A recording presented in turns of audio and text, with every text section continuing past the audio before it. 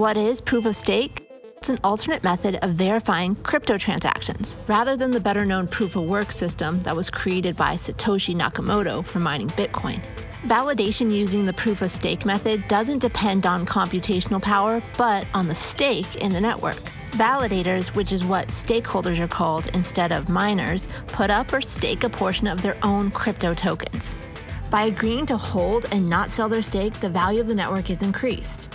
And this value is used to keep the ledger both accurate and up to date, which is necessary to complete transactions. Compare this with the proof of work method, which rewards miners directly. The proof of stakeholders, called validators, get a cut of collected transaction fees as the reward for the amount staked or held. This is a big deal, as it uses a lot less energy than proof of work.